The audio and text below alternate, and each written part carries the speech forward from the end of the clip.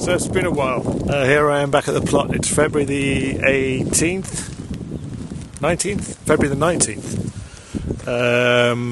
And it's been a bit quiet because basically everything's been finished, as we know. As I know, as you know, as we all know. The foundation slab is down. But I want to talk to you today about preparation for the site. What you're expected to do for Danwood to get the site ready for when the delivery happens. My delivery is going to be March the 7th. My neighbour's delivery over there is going to be February the 28th. Anyway, so container you need to have, and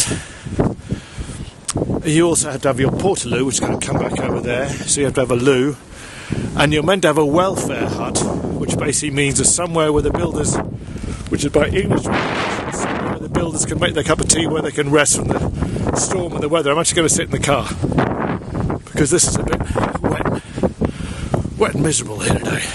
So here we are out in the rain. So yeah, what you need is the storage container, which you have, or somewhere to store, which is a lockable container, so that when everything arrives, they have somewhere where they can put all the valuable stuff, where they can put the doors, the handles, stuff, anything which is valuable, they can lock it away at night and basically have it locked up. You also need a welfare unit. By theory, you need a welfare unit, which is somewhere where the workers can rest, have their lunch, make their tea out of the storm, etc.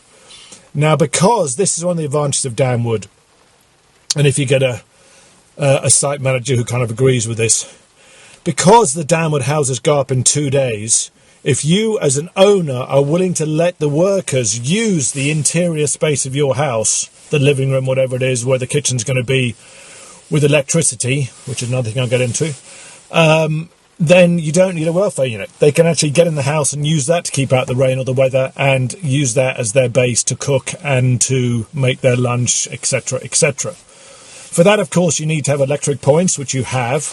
So you have to have an electric point available, 2 electric points available on site, water on site, for them to clean, basically make their tea, etc., and also to run all their power tools off. So you have to have electricity connected somewhere on site. Now, this site luckily came with the external electric box.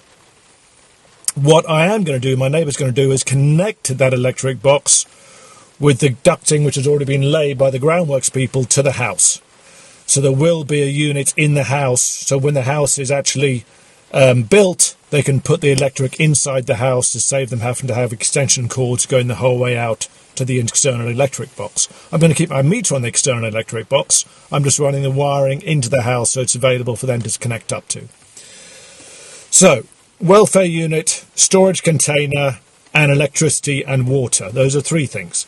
Now, as far as delivery of the actual crane itself, the crane needs access to the property as do the trucks.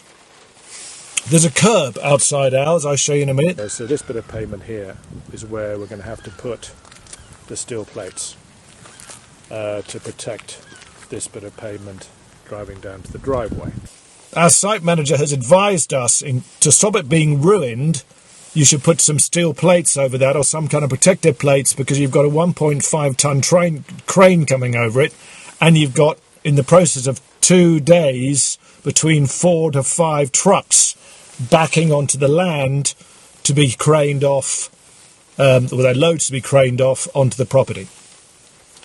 So for that, he've advised we get steel plates to protect the pavement. Now, those are hard to come by, because unless you have a builder's account somewhere, most places won't rent you steel plates.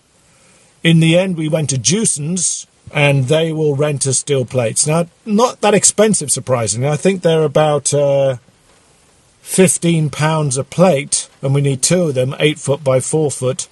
Delivery is £150 each way. So it's not much to do. It's not as much as we thought it was. So we're going to have them delivered before the first house is built, and then picked up after the second house has been built. So that's another expense to think about. The third expense, or that's the 4th thing. The 5th thing are skips. There's going to be a lot of rubbish coming out the houses. There's going to be a lot of stuff which can be in packaging, I don't know how much rubbish, but they advise you to rent a 12-yard skip, which is a large, average size you see outside people's houses, etc. skip. Now that has to be on site and of course emptied. Now a skip averages in this area in Norfolk about £300 for a 12-yard skip with VAT. That's the VAT included. And you don't know how many times you're going to have to unload it. So that's a problem too. It's a figure you don't know if it's 3 loads or 4 loads or 5 loads. It's, you know, it could be another £1,500 if it's 5 loads of rubbish. What I have done to try and keep that amount down is bought a small trailer, which I bought to use to get rid of rubbish. It's a 6 foot by a 4 foot trailer. I bought a second-hand trailer, 80 quid, which I can then fill up with any excess rubbish. Maybe even if my skip starts getting full, I can take it to the tip, which is 8 miles away. It cost me £9 a load at the skip, and I can drop it off there. So I may be doing that. I may be doing quite a few loads or runs to the rubbish tip to get rid of a lot of the stuff to keep the skip from being too full. The most important thing about knowing about a skip is plasterboard. Most skip companies will charge you extra for plasterboard. Plasterboard's going to be coming out of the houses. They're going to be plasterboard in the house once it's in there. There's going to be a lot of plasterboard. Each load of plasterboard is extra by the skip companies. I can't remember what they charge per ton. And again, that's why I'm going to take a little trailer. I'm going to put the plasterboard in the trailer. I'm going to take it to the tip myself, and they will charge me by the ton there to save money. So these are the things you have to think about. So just to go through them again quickly, you've got to have a container unit, which is a lockable unit, to keep all the stuff locked up, to keep all the valuable stuff they bring when they deliver the trucks. You've got to have easy access, make sure the access is protected. You've got to have a toilet. You've got to have water and electricity on hand. You've got to have a welfare unit, or else let the workers use your house. And you've got to have skips to get rid of all your rubbish. You think it's all over, but it's never all over. The point is going to be all over, I hope, is on March the 7th, when I'm standing on this street watching that truck and crane drive down the road and watch the house being built. Then I can step back. Then it's just me wandering through the house, seeing them build it, and you'll be all part of that journey. Don't worry, I'll have cameras all over this site on March the 7th. Anyway, that's that for this week. I hope it's been helpful. Next time I speak to you, I think the scaffolding will be going up, and we'll do a little piece on that. All right. Good luck with your self-build.